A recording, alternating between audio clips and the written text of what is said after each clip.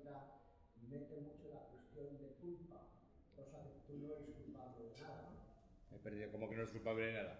Casi nada, ¿no?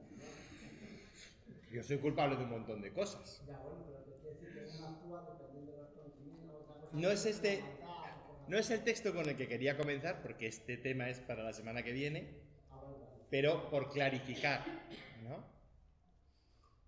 El Señor dijo a Caín, ¿dónde está tu hermano, no? ¿Qué ha ocurrido antes? El Señor le dijo a Caín, ¿por qué te enfureces y andas abatido? ¿No estarías animado si obraras bien? Pero si no obras bien, el pecado acecha a tu puerta y te codicia, aunque tú podrás dominarlo.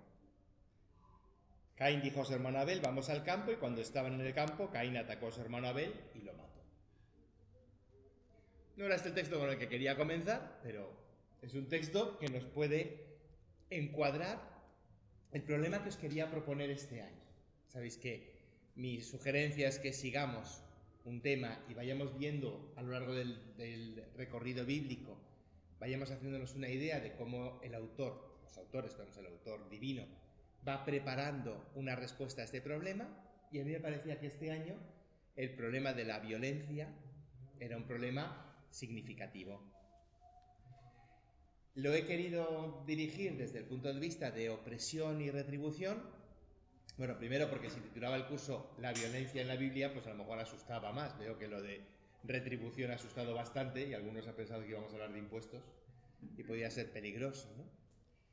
Pero quería darle ese título porque una regla que está inmersa en la cultura, iba a decir occidental, en la mayoría de las culturas humanas, es que la violencia es un instrumento de retribución.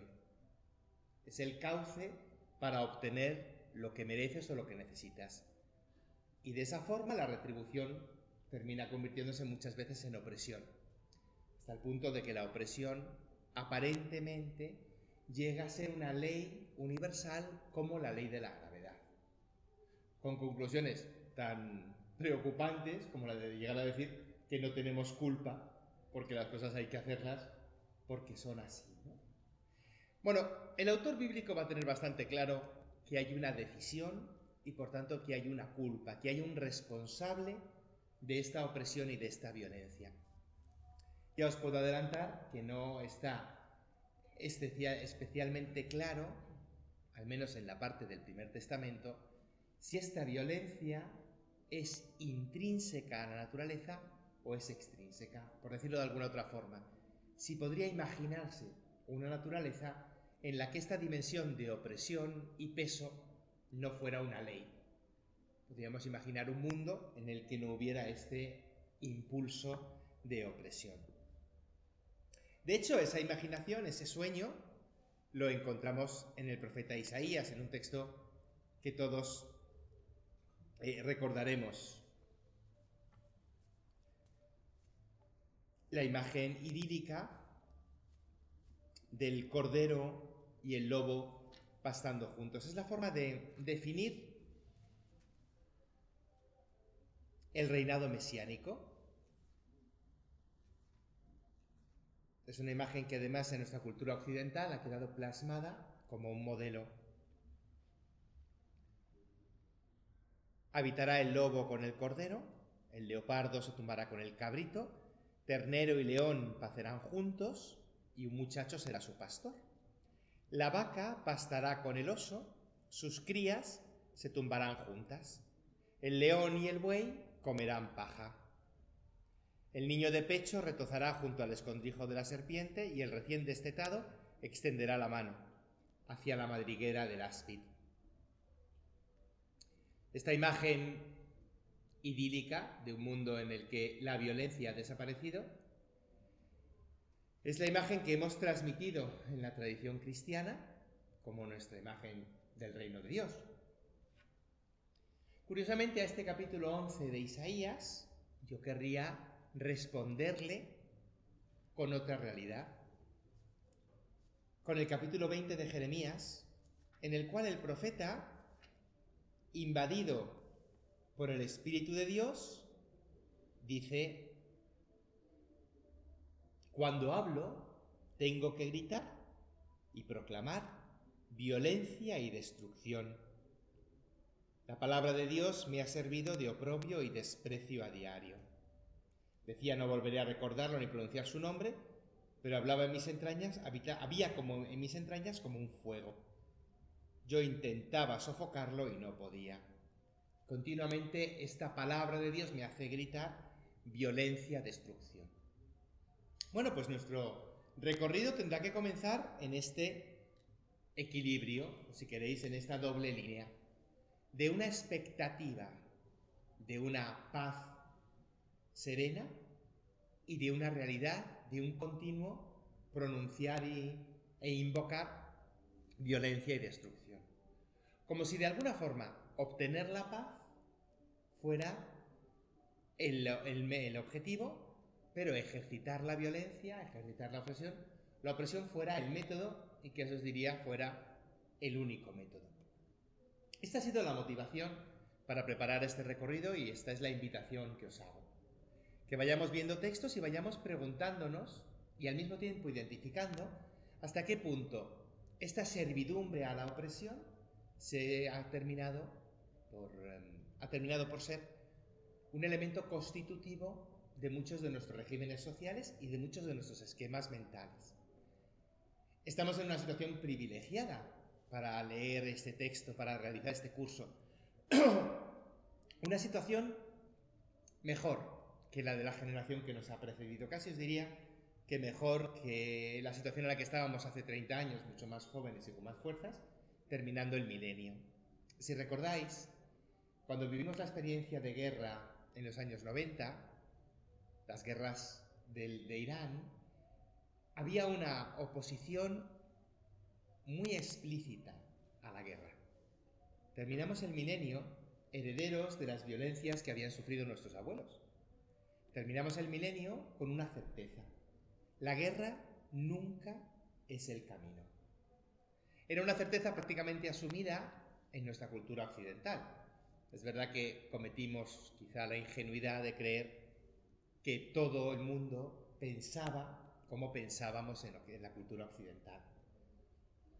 Quizá cometimos la ingenuidad de creer que porque todo el mundo viera películas americanas, llevara vaqueros y un poco cantara canciones de los Beatles y los Rolling, todo el mundo iba a identificarse con ese mundo idílico del Imagine de John Lennon. El comienzo de siglo nos devolvió a la cruda realidad de que en la cultura humana la violencia es el camino privilegiado para obtener la justicia y para establecer la paz. Cuando digo el camino privilegiado no quiero decir que sea el camino más humano, pero sí en la práctica el camino que más se toma. De hecho, 30 años después, volvemos a vivir una situación de guerra mucho más dramática, cruel y si queréis casi peligrosa que la guerra que vivimos en Irak. Y sin embargo, la reacción social es una reacción de convivencia y connivencia con la guerra. Hay una cierta oposición, pero no hay una oposición frontal. No tenemos las manifestaciones en contra de la guerra, ni siquiera tenemos, si os acordáis, la dureza de la palabra del obispo de Roma, que si recordáis fue tremendamente tajante en contra de la guerra de Irak. Nunca, no.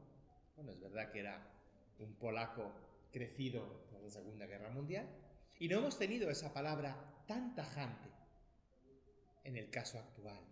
De alguna forma, la guerra ha vuelto a situarse sobre nuestro tapete de juego como una más de las opciones. Una opción mala, pero una opción viable. Bien, pues era esto lo que me había motivado a proponeros que nos preguntemos si el texto bíblico es un texto que nos puede dar luz ante esta profunda pregunta del hombre. ¿Es lícito utilizar la violencia? Que si queréis, de una forma más sencilla, sería esa pregunta que Pedro le dirige a Jesús: ¿hasta cuántas veces debo perdonar a mi hermano? Es la pregunta que el maestro de la ley pregunta a Jesús dirigiéndose sobre quién debe ser mi prójimo. Es la pregunta que nace de esa reinterpretación de Levítico 19:18, amarás a tu prójimo, que viene reinterpretado en la tradición rabínica, por tanto, odiarás a tu enemigo. Al mismo tiempo, este curso está motivado por una realidad. Hay una imagen, y tendremos que preguntarnos si cierta o falsa, hay una imagen de que nuestro Dios, el Dios de Israel, es un Dios cruel, es un Dios violento, es un Dios, desde luego, que se enoja.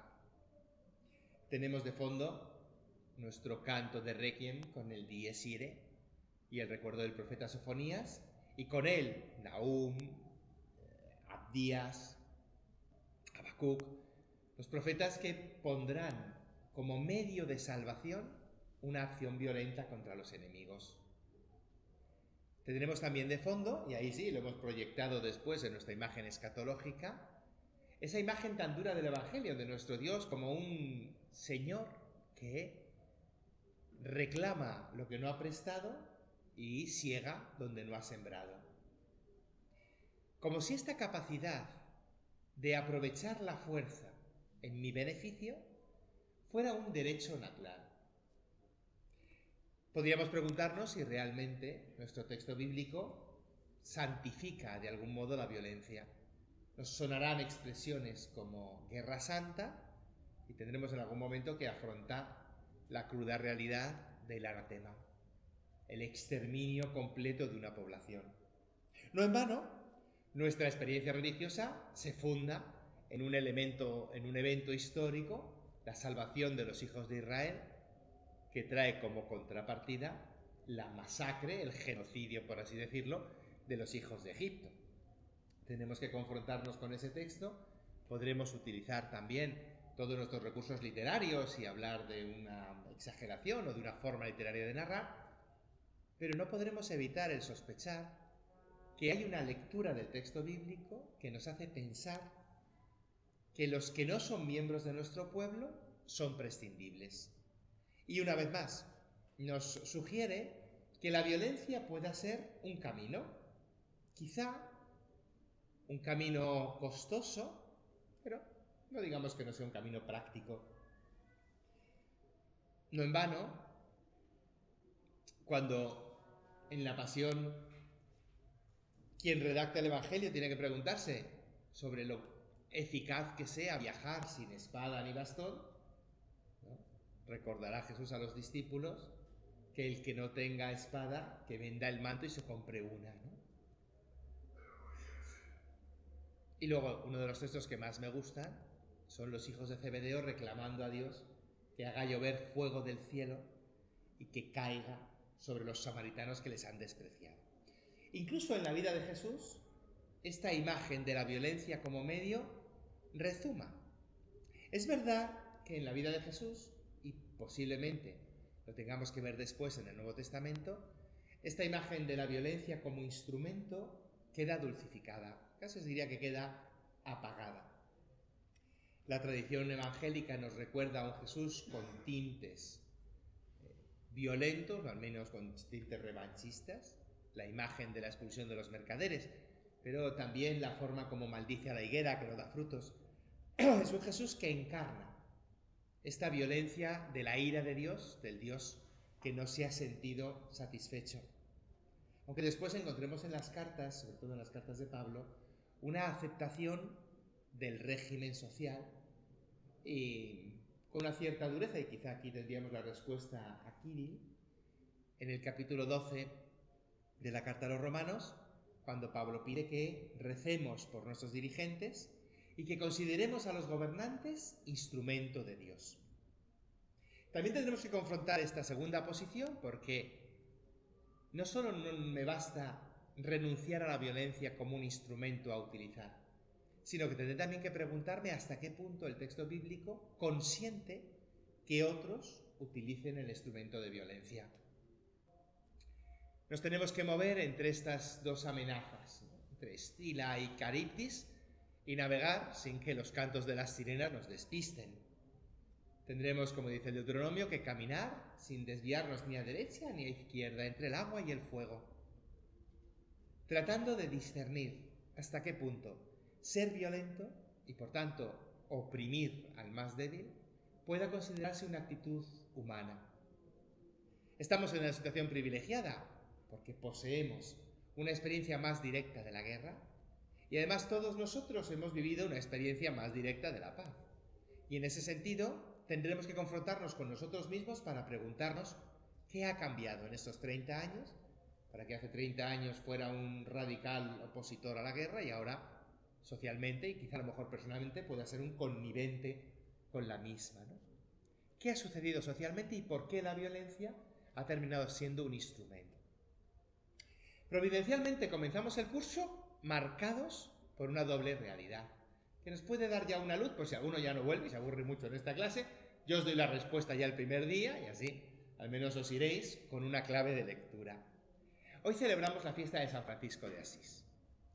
Y sabéis que entre las características de Francisco, la que más hemos destacado en los últimos años es la imagen de la fraternidad.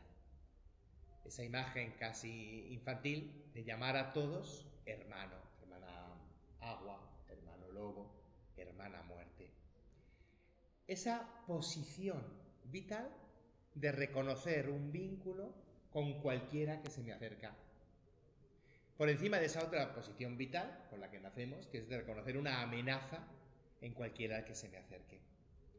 En uno de los lados de nuestro camino, la imagen de Francisco de Asís y este deseo de paz nos devuelve el eco de la profecía de Isaías y nos permite sentirnos identificados con un mundo en el que lobo y cordero vivan en paz. Pero hoy también, de hecho, en unos minutos, celebramos la fiesta de Yom Kippur.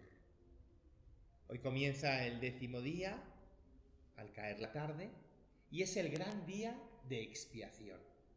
Es el gran día de pedir perdón por las promesas no cumplidas, por los pecados realizados, por la violencia ejercida. En la tradición hebrea es una de las fiestas más antiguas y más sagradas. Es la fiesta en la que los pecados desaparecen.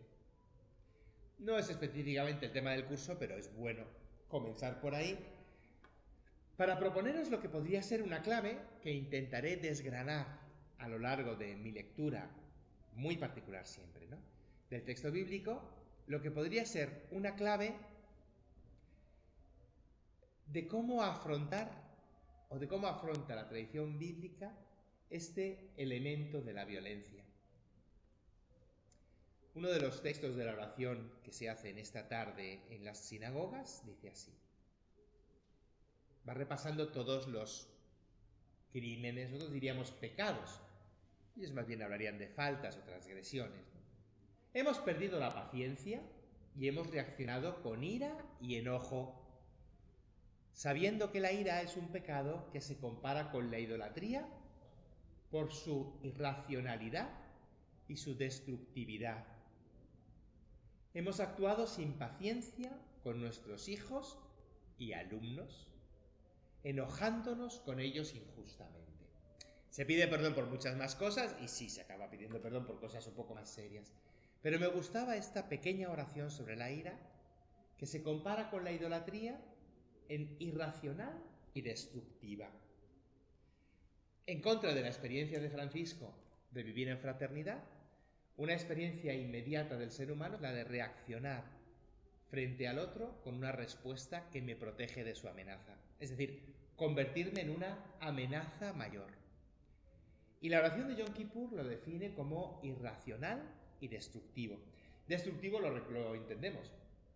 Es destructivo porque genera una violencia con mi hermano, donde incluso en el caso de que consiga vencer, probablemente mis propios costes, al menos la relación con el hermano, queda completamente perdida.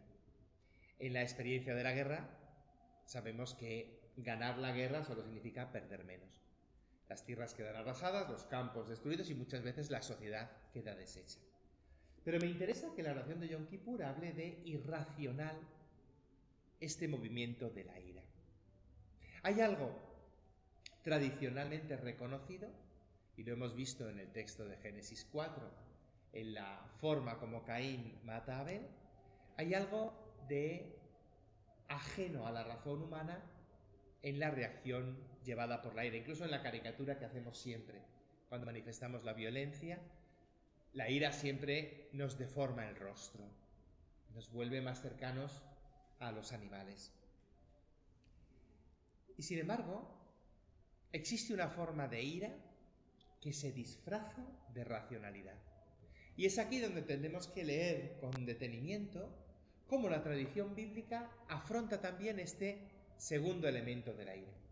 Afrontará la violencia espontánea, afrontará el hermano que mata al hermano, pero afrontaremos también el problema del gobernante que se toma venganza por las acciones que los otros pueblos habían tenido.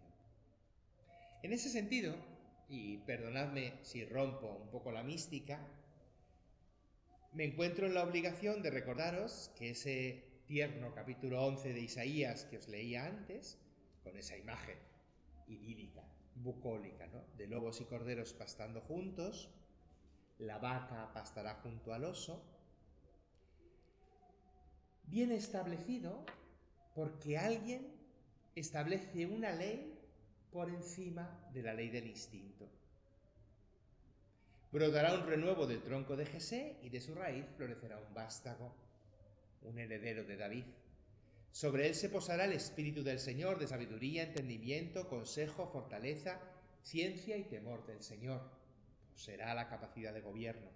No inspirará el temor del Señor y no juzgará por apariencias, ni sentenciará de oídas. Será un buen gobernante. Juzgará a los pobres con justicia y sentenciará con rectitud a los sencillos de la tierra. Pero golpeará al violento con la vara de su boca y con el soplo de sus labios hará morir al malvado.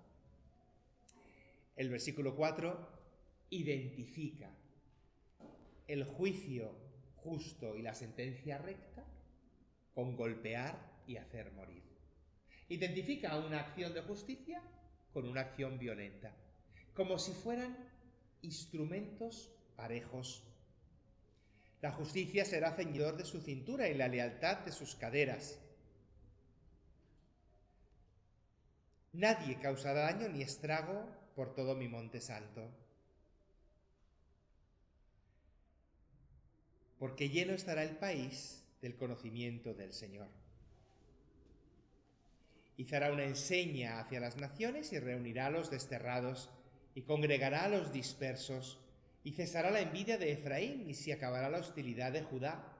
Efraín no envidiará a Judá, ni Judá será hostil con Efraín. Es más fácil que el lobo y el cordero pacten juntos, a que dos hermanos se lleven bien.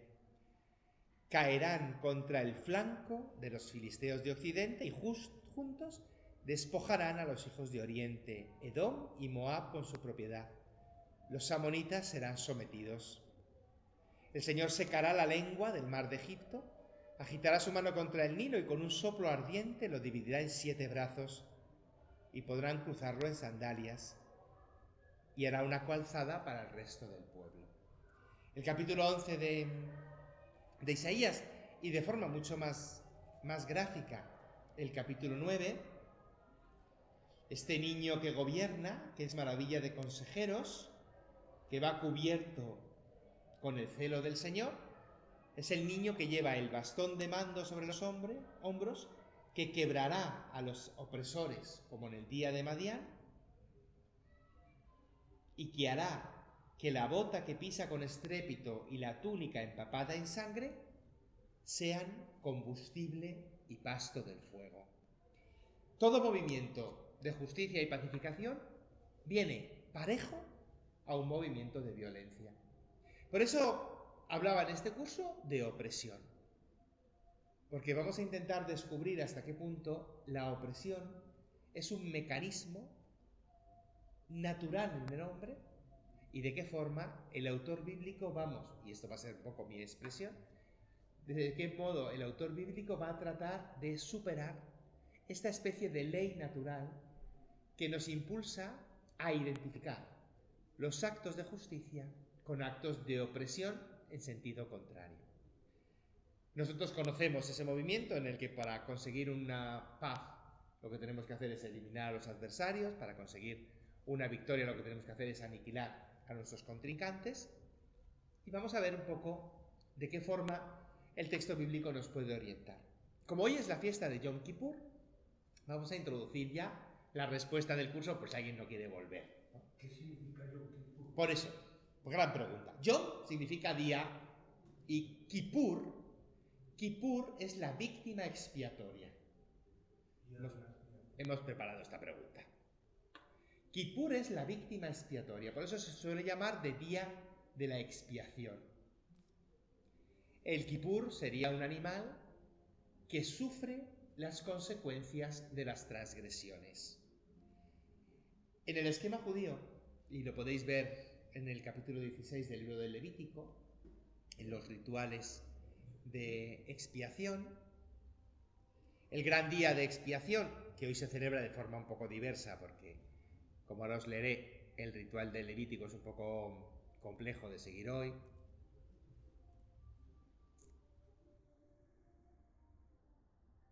Di a tu hermano Aarón que no entre en cualquier fecha en el santuario, que está al otro lado del velo, solo en estas condiciones, con un novillo para el sacrificio por pecado y un carnero para el holocausto.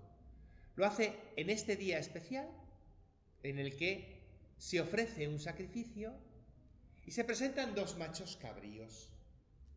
Un macho cabrío que se entrega al Señor, a Yahvé, y un macho cabrío que se entrega a Azrael, que es una divinidad que no acabamos de identificar, posiblemente una divinidad del desierto, posiblemente algún dios menor del panteón cananeo, que ha quedado recordado solo en este ritual.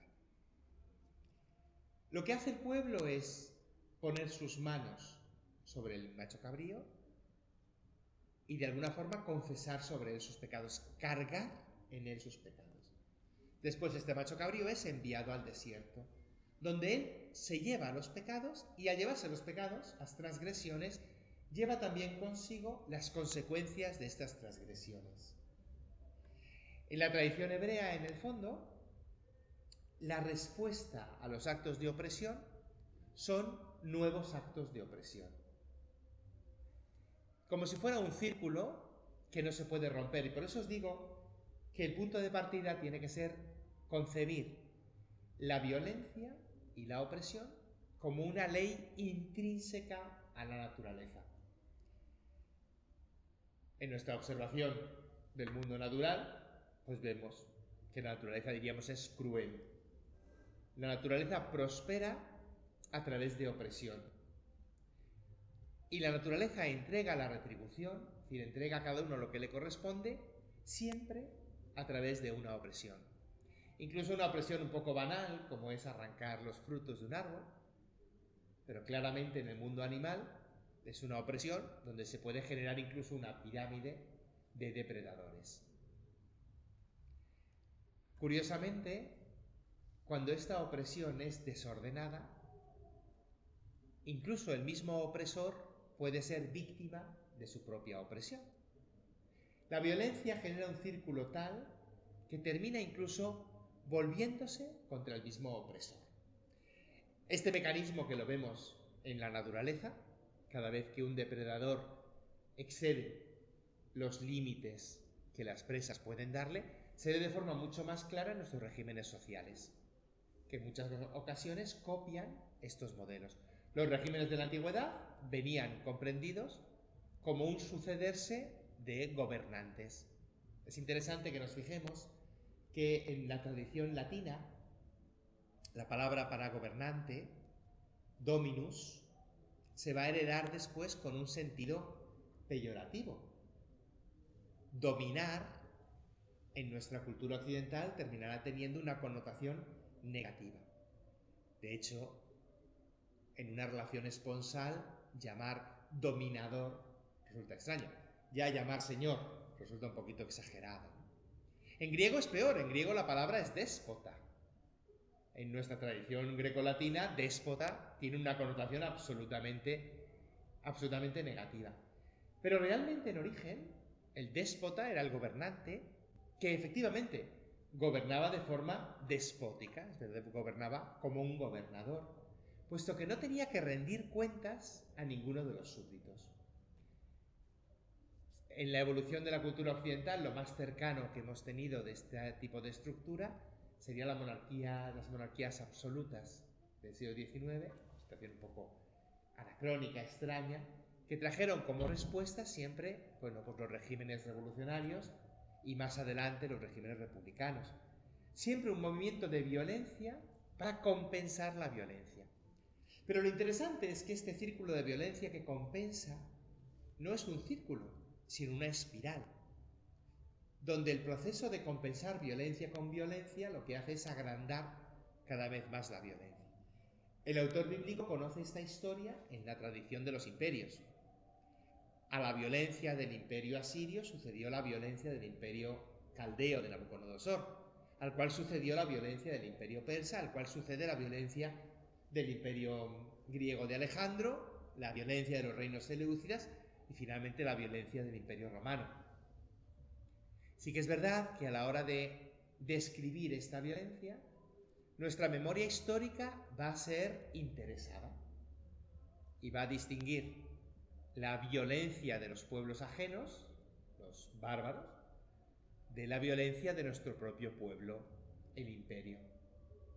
Vamos a terminar en la época de Cristo creando la ficción de la Pax Romana, esta pacificación del reino después de las cruentas guerras civiles, en las que Augusto consigue establecer un equilibrio simplemente oprimiendo con mayor fuerza los otros grupos. Una Pax que en concreto en nuestra región de Judea será claramente aparente, puesto que tendremos continuamente revoluciones que se levantan. Entonces, volviendo a nuestro día de expiación, ¿cómo afronta la tradición hebrea esta solución de la violencia que todos generamos? Bueno, pues ejerciendo una violencia sobre la víctima expiatoria, haciendo que este carnero que es enviado al desierto cargue con las culpas y los pecados de todos. De forma que el Yom Kippur es un día de reinicio. Se ha terminado esta espiral de violencia porque la violencia ha terminado sufriéndola uno que ya no puede ejercerla. El segundo rito que hay en el ritual de Yom Kippur, de expiación del tiempo del Levítico, de los tiempos del segundo templo, era el ritual de la aspersión con la sangre del cabrito. Había dos víctimas. Un cabrito expiatorio, una víctima expiatoria que marchaba al desierto cargando con nuestras transgresiones, y una segunda víctima, que era una víctima de holocausto, que era ofrecida al Señor en compensación, en reparación. Esta reparación de este segundo cabrito lo compartía el pueblo porque se le desangraba y se asperjaba la sangre de este segundo cabrito encima de todo el pueblo. De forma que ellos podían presentar marcas de que alguien había compensado la violencia realizada. Son dos movimientos y es importante destacarlos al comienzo porque en nuestra tradición posterior hemos conservado estos dos elementos de respuesta ante la opresión o ante la violencia. Primero, el elemento de la culpa. Alguien debe cargar con las culpas de las transgresiones cometidas. Pero una vez que se ha encontrado el chivo expiatorio, hay un segundo elemento, que es el elemento de la pena. Alguien tiene que reparar la violencia realizada. Este era el movimiento originario que podemos encontrar en esta aclamación de la violencia que vemos, por ejemplo, en el capítulo 9 de Isaías. Nos ha nacido un niño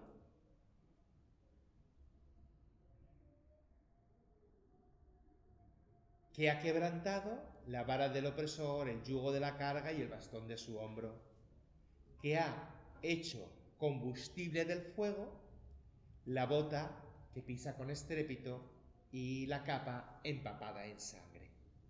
Esta violencia ejercida sobre los violentos tenía un doble movimiento, un doble motivo.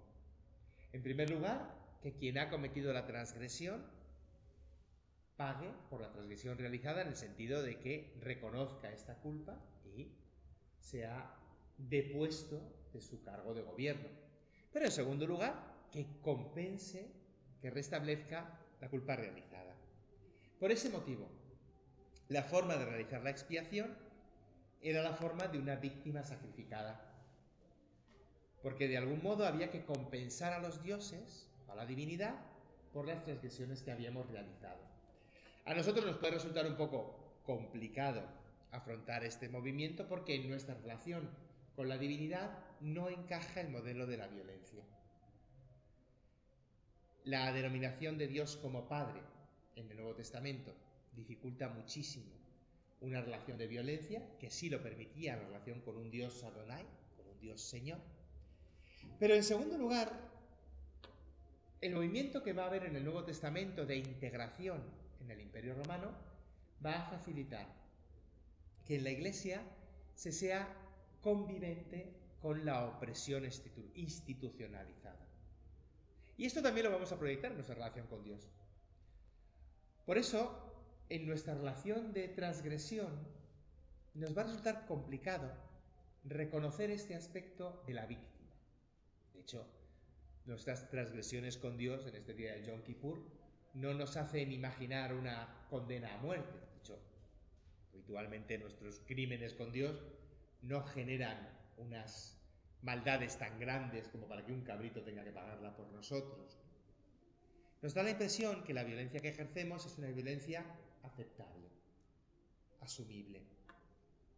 Y sin embargo, en la estructura que tenemos con la divinidad sigue manejándose esta relación de doble violencia, no tanto con la divinidad, sino en esa imagen de lo que hicisteis a uno de estos mis hermanos, conmigo lo hicisteis. ¿Cómo romper esta espiral de violencia? La tradición hebrea tiene una solución. La víctima del Kippur, que sería el nombre dado a esta víctima, el Kippur paga por nosotros, sufre las consecuencias de nuestras transgresiones y por tanto, una vez que alguien ha pagado, pues nosotros quedamos libres. En concreto, hoy en Yom Kippur lo primero que se hace es pedir perdón por las promesas hechas y no cumplidas.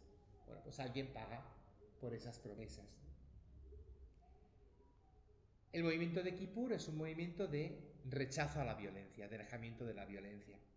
Curiosamente, es un proceso cíclico. Si os acordáis, en la carta a los hebreos se habla de un sumo sacerdote que tiene que ofrecer continuamente expiaciones por los pecados, por las transgresiones. Porque este movimiento de opresión es un movimiento, dirá la tradición hebrea, intrínseco al ser humano y por tanto le va a llevar continuamente a ejercitar esa opresión consigo mismo, con la creación, con la divinidad y sobre todo con sus compañeros, con sus congéneres. Sin embargo, encontraremos en la carta a los hebreos y encontraremos en la tradición de la muerte de Jesús una forma de quebrantar la espiral de violencia. El hecho de que el Kippur, la víctima, pague por nosotros, quebranta la espiral de violencia, pero deja abierta una pregunta. ¿Quién compensa a esa víctima? Deja de alguna forma, bueno, como es un cabrito, no tiene nadie que venga a vengarse con él, ¿no? Quizás si nos lo comiéramos nos podría dar un ardor de estómago, pero como hay que quemarlo todo en holocausto. Pero cuando lo aplicamos a personas, siempre se levanta la pregunta de quién vendrá a hablar en nombre de los que ya no pueden hablar. En la tradición bíblica tenemos un movimiento alternativo y es el movimiento de la víctima autoinmolada. Es el personaje que asume libremente cargar con las culpas. Asume una opresión que no le corresponde por culpa, pero que sí le corresponde por elección. Es el movimiento de convertirse en Kippur, convertirse en víctima. La propuesta que os presentaré será la de ir leyendo cómo la tradición bíblica trata de negar este movimiento necesario de la violencia y cómo eso va a ir creando un humus suficiente para que después la tradición del Nuevo Testamento pueda presentar la vida de Cristo precisamente como la ruptura de esta espiral de violencia y opresión.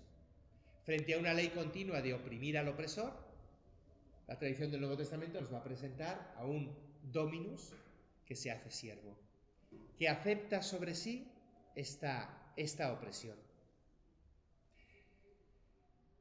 Si queréis profundizar, yo creo que es a René Richard a quien tenemos que agradecerle. En los años 70 él hace una reflexión sobre la violencia en lo sagrado. Y él viene a presentar en distintos movimientos religiosos y por tanto movimientos culturales, movimientos religiosos antiguos como base de la cultura que luego se va a desarrollar, viene a presentar la violencia como la reacción inmediata y casi os diría necesaria en cuanto dos sujetos compiten por el mismo objeto del deseo. Analizando antropológicamente los movimientos de los hombres, llega a concluir que en cuanto hay dos personas y comparten el mismo espacio de deseo, tierra, riqueza, va a surgir la violencia como forma de resolver el conflicto. Incluso cuando este mismo deseo no exista, el mero hecho de que uno de los dos desea algo generará en el otro el mismo deseo en el sentido contrario y de nuevo volverá a abrir el conflicto de la violencia y del intento de opresión. Este conflicto de violencia individual en nuestras culturas, en general, es un conflicto que no se resuelve a través de la violencia. De hecho, nuestras organizaciones culturales suelen sancionar el uso de la violencia para resolver conflictos. No siempre. En ciertos casos, valores muy elevados, como puede ser el honor o como puede ser el bienestar de la familia, pueden consentir, incluso en ocasiones proponer, la violencia entre individuos como medio de obtener el objeto del deseo.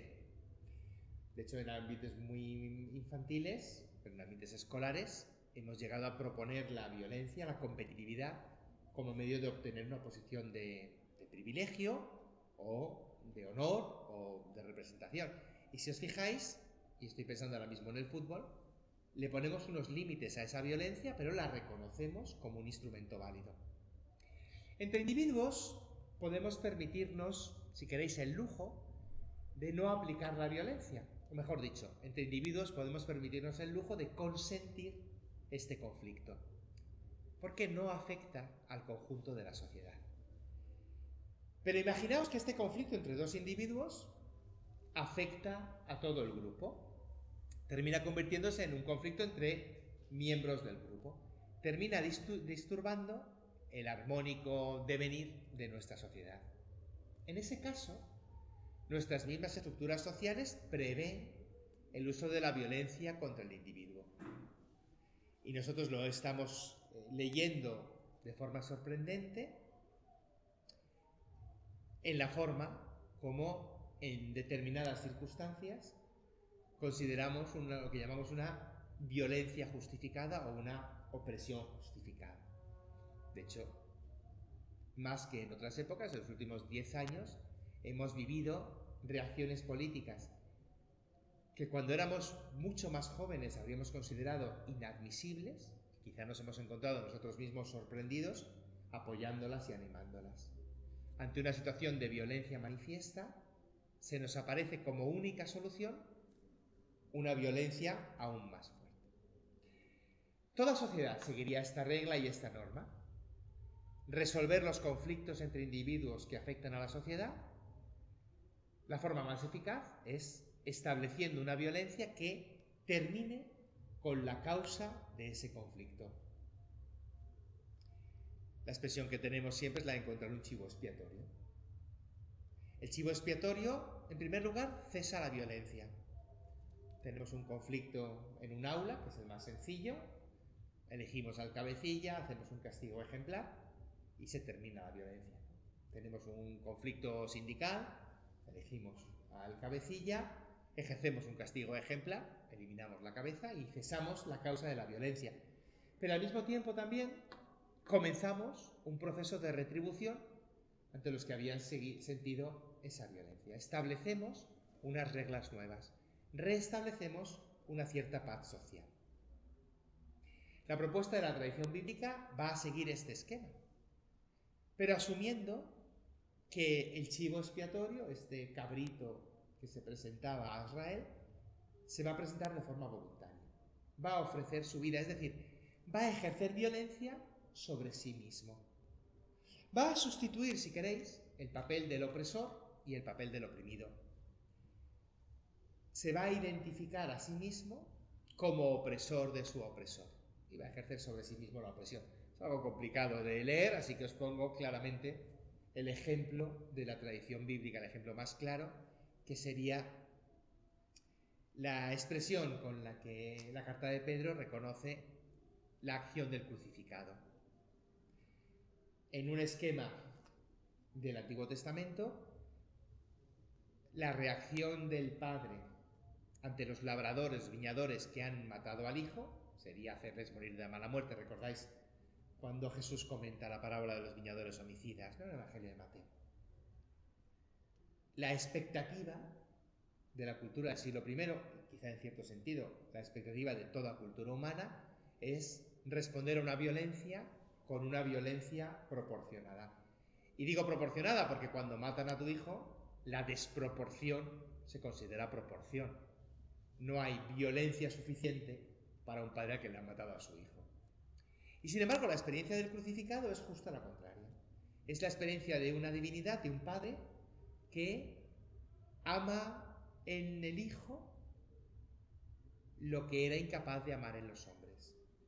Es la experiencia de un padre que responde a la violencia ejercida sobre su hijo, en lugar de con una ira descomunal como la de los tiempos proféticos, responde con una acción de gracia, adoptando, si queréis, prohijando.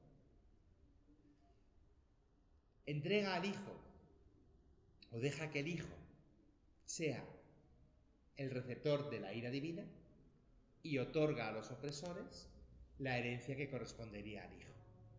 Y es aquí donde os propongo que veamos al hijo convirtiéndose en opresor de sí mismo, ejerciendo sobre sí mismo la opresión que en esa espiral de violencia la víctima debería ejercer sobre sus opresores. No solo asumiendo de forma pasiva la opresión que cae sobre él. Bueno, conocemos la historia de Jesús. Es una opresión política, somos expertos en gobiernos que oprimen. Es una opresión religiosa, también somos expertos en religiones que oprimen. Es una opresión social, también expertos en amigos que traicionan y oprimen. Y podríamos leerlo como la víctima del Kippur, la víctima del Yom Kippur, que simplemente se deja hacer. Bueno, yo os propongo que demos un paso más, porque en los relatos evangélicos Jesús no solo es sujeto paciente, es sobre todo sujeto agente. Acepta y asume su destino. Escoge, por así decirlo, recorrer el camino de la violencia de la humanidad. Y en ese sentido, ejerce Jesús sobre el mismo Jesús una opresión. Sería algo así como si Jesús tomara a Jesús y le propusiera como chivo expiatorio. Esta autoopresión reivindica una forma nueva de ejercer la espiral de violencia. Y aquí sí que transformamos la espiral de violencia en un círculo. Porque uno ejerce sobre sí mismo la misma opresión, no la va engrandeciendo. Y no hay otro personaje distinto de Jesús al que culpar de esta acción de su propia muerte. Mirad que esto nos puede resultar un poco extraño porque estamos habituados a culpar a los judíos, y ahí establecimos toda una estructura política y fue muy útil culparles. Hemos culpado a Judas, nos hemos autoculpado a nosotros mismos, y en ese sentido no digo que no tengamos culpa, nos hemos autoculpado a nosotros mismos por esa opresión, pero creo que pocas veces hemos reconocido que cuando Cristo asume la culpa, Él se hace a sí mismo culpable. Él decide convertirse en la víctima que cargue y que repare. Y en ese sentido propone un camino de ruptura de esta espiral de la violencia. No vamos a encontrar esto en el Antiguo Testamento, porque esta es la novedad del Nuevo Testamento. Y probablemente no nos quede muy claro en los escritos del Nuevo Testamento, sobre todo en los escritos de Pablo, no nos quede tan explícito. En Pablo seguirá estando la expectativa de un Dios que retribuya, es decir, que devuelva mal por mal y bien por bien. En Pablo sigue estando la expectativa, en la carta a los Romanos, en el capítulo 12, de ver la venganza del Señor, de recuperar el desquite de Dios. Quizá después de Pablo, quien reflexiona sobre todo en el Evangelio de Juan, sea capaz de comprender este movimiento de autoinculpación y de autoopresión. Este será el recorrido que hagamos durante nuestro curso. Y esto marca la diferencia entre nuestra expiación cristiana y muy especialmente nuestra expiación católica y la expiación hebrea. La expiación hebrea es un cargar con culpas en una espiral de violencia que se repetirá año tras año y que año tras año requerirá de una víctima que expíe por las transgresiones que año tras año realizamos. En cambio, en la tradición de la expiación cristiana, la víctima se expía de una vez para siempre, se autoinculpa y de alguna forma no se le pueden añadir nuevas transgresiones. La diferencia es que en la propuesta cristiana el movimiento de conversión, que en hebreo se llama teshuvá, el movimiento de volver a Dios, no se realiza por huir de las transgresiones. Reconociendo nuestro pecado, nosotros volvemos al Señor, oh Dios mío, hemos pecado, sino se realiza corriendo hacia la gracia, moviéndonos hacia esa nueva situación de concordia con la divinidad, que no es una concordia que se consiga por evitar el conflicto, sino que es una concordia que se consigue porque en el conflicto la divinidad ha decidido saltar la violencia entre los hombres, aceptarla, reconocerla como parte de la relación y, por tanto, establecer una relación al margen de esta relación de opresión y de violencia. Por eso nosotros podemos leer ese capítulo 11 de Isaías y quedarnos solo en la imagen idílica del lobo, el cordero, la vaca y el oso, sin necesidad de ver antes el quebrantar a los opresores. Porque somos capaces de imaginar un sistema de gobierno en el cual la armonía no se consigue por un terror que te haga huir de la transgresión, sino por un afecto, si queréis, por una atracción que te permita vivir bajo este reinado. Y es la expresión que tiene Isaías, vivir bajo el conocimiento del Señor. En la tradición hebrea, este conocimiento del Señor como Señor supone un reconocimiento de su autoridad, en griego déspota, dominus en latín, Adonai, esta capacidad de Dios de gobernarnos a todos y por tanto un reconocimiento implícito de su derecho a oprimirnos, y en ese sentido nos quedamos quietos en nuestro espacio porque el Señor tiene autoridad para hacerlo, es Dios de cielo y tierra. En una segunda lectura, que quizá todavía no la hayamos terminado de hacer, este conocimiento del Señor nos permitiría conocer y comprender en profundidad cuál es el corazón de este Dominus y por tanto identificarnos con ese corazón. No un conocimiento que nos haga reconocer su capacidad de opresión, sino un conocimiento que nos permita comprender quién es. Y de esa forma, identificarnos con ese corazón, con esa regla de vida, y salir también nosotros de la espiral de violencia. ¿Cómo? Convirtiéndonos también nosotros en víctimas de nuestra propia violencia, autoinculpándonos de las culpas de los demás, cargando también nosotros con la violencia de los otros, sin la expectativa de una retribución, sino encontrando en el hecho de cargar con las culpas la propia retribución que realizaría el camino. Y hasta aquí terminaría el curso, así que si alguien no quiere venir, pues esta es un poco la historia que veremos. Paramos un segundo y lo que os había prometido hoy, que es comenzar a ver cómo el sustrato de esta violencia aparece ya en la concepción de los relatos de la creación.